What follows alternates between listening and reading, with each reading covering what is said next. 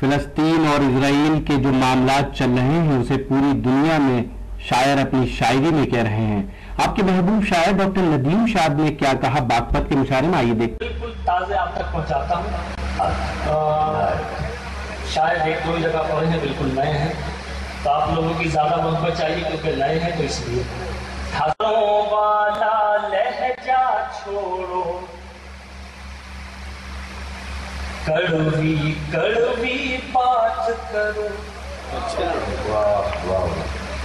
یاروں والا لہجہ چھوڑو، کڑوی کڑوی بات کرو، یاروں والا لہجہ چھوڑو، کڑوی کڑوی بات کرو، یاروں والا لہجہ چھوڑو، کڑوی کڑوی بات کرو، دشمن بن کر آئے ہو تو دشمن جیسی بات کرو، دشمن بن کر آئے ہو بہت اچھے دشمن جیسی بات کرو، یاروں والا لہجہ چھوڑو، کڑوی کڑوی بات کرو، دشمن بن کر آئے ہو تو دشمن جیسی بات کرو. آئیے حضرت یہ شعر حاضر کرتا ہوں. فلسطین میں جو حالات ہیں وہ آپ جانتے ہیں، اور یہ بھی جانتے ہیں کہ فلسطین اور اسرائیل کو جگہ کس نے دی رہنے کے لیے، یہ سب جانتے ہیں آپ. تو میرا شعر کہنے کا انداز تھوڑا سا الگ ہوتا ہے، بطور خاص حاضر کرتا ہوں. سنیے.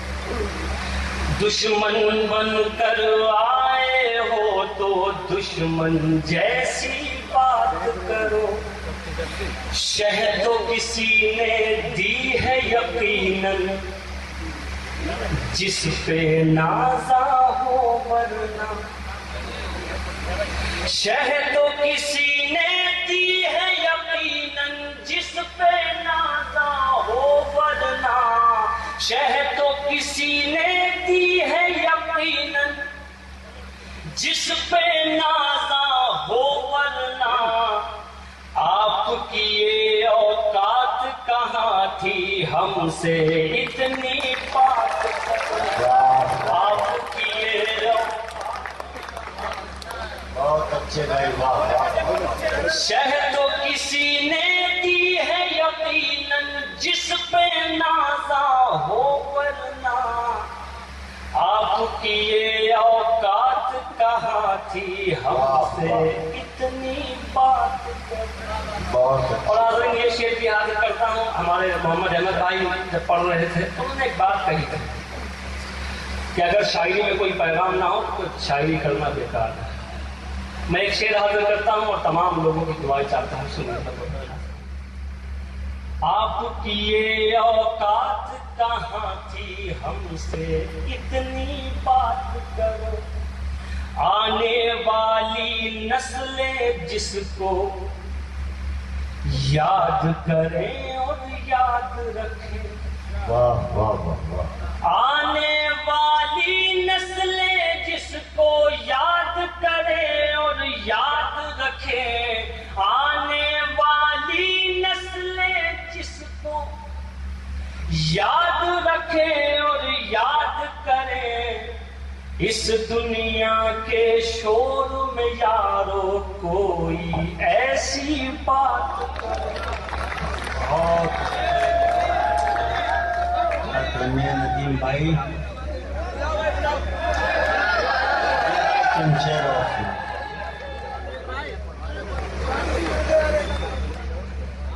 چلیے حضرت بہت شکریہ. میں ویسے جا کر ہی دیکھ رہا ہوں کہ صحیح بات ہو گئی ہے. جی پیسے لیں گے. باغپت میں ہوئے شاندار مشاعرے اور کبھی سمیلن کے آرگنائز کرنے میں اہم رول ادا کیا باغپت نگر پالیکا پریشد کے چیئرمین جناب راج الدین ایڈوکیٹ صاحب نے، جو اس مشاعرے کے آرگنائزر تھے. ہم شکریہ ادا کرتے ہیں جناب کوہنور صاحب کا.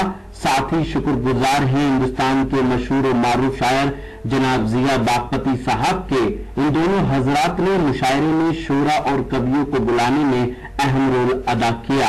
साथ ही शुक्रगुजार हैं जनाब जिक्रुर रहमान साहब के, जिनकी दावत पर हम बागपत पहुंचे और ये मुशायरा कवर किया।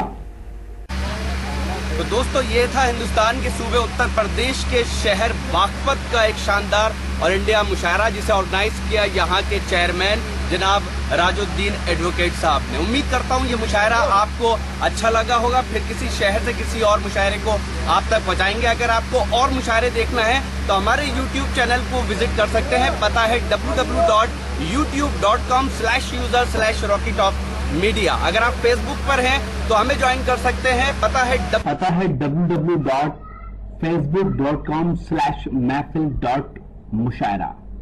मेरा मोबाइल नंबर है 9997640286। फिर किसी शहर से किसी और मुशायरे को आप तक पहुंचाऊंगा। तब तक के लिए अल्लाह हाफिज।